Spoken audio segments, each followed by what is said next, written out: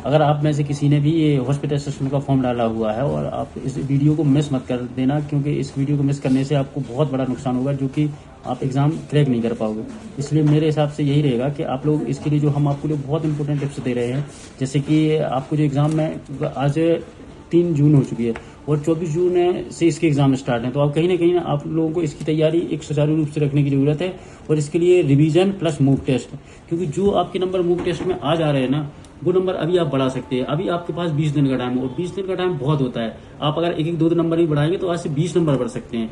तो अगर आप जितना हो सके मूक टेस्ट लगाएं, मूक टेस्ट का एनालिसिस करेंगे और एनालिसिस करने से आपको ये समझ में आएगा कि आपका कौन सा पोर्शन वीक है, कौन सा स्ट्रॉन्ग है। और जो पोर्शन वीक लग रहा है वो आपको लगता है कि हम इसको टाइम रहते चीज़ों को कवर कर लेंगे, जैसे आपका हिंदी का सेक्शन है तो उसमें कुछ टॉपिक बिल्कुल ने डिफाइन करके दिए हुए, तो आप उन टॉपिक को बहुत अच्छे तरीके से रखें। इसके अलावा जैसे कुछ जीएस के टॉपिक हैं जिसमें हिस्ट्री के हो गए या पॉलिटी के कुछ, जैसे राष्ट्रपति हो गया, मौलिक अधिकार हो गया, इनके टॉपिक बहुत अच्छे से करके चलें। ये आपको कहीं ना कहीं एग्जाम में बहुत हेल्पफुल रहेंगे। तो ये नंबर आपको कहीं ना कहीं दूसरों से एज दे के जाएंगे।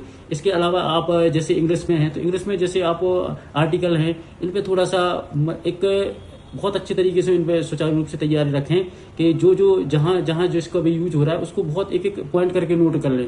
और इसके अलावा मैथ में जैसे व्यापम की एक हैबिट रहती है हर एग्जाम से पहले, तो वो थोड़ा सा एडवांस मैथ पूछने की कोशिश करेगा आपसे। तो आप उसके लिए एक चीज़ ये करें कि जितना हो सकता है उसमें आप कम से कम जो भी क्वेश्चन आएंगे उसमें थोड़ी सी चीज़ें, मतलब एडवांस के जो फॉर्मूलेस हैं उन पर विशेष ध्यान रखें। और ऐसा एग्जाम इतना हाई नहीं आएगा जितना आप लोग सोच रहे हैं, क्योंकि अगर 10th लेवल से उसने एग्जाम पूछ रहा है तो वो इसको लेवल को अपने ही रख सकता है।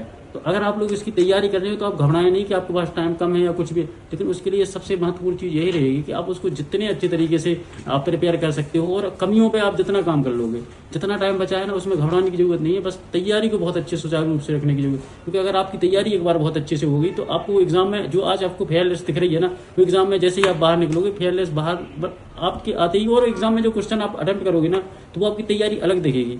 आपको जो मोटिवेट अभी कोई नहीं कर सकता है, लेकिन एग्जाम में जैसे ही आप ये नंबर आएंगे ना तो आप दूसरों को एक प्रेरणा स्रोत बन जाओगे कि बहुत अच्छे तरीके से आपने तैयारी।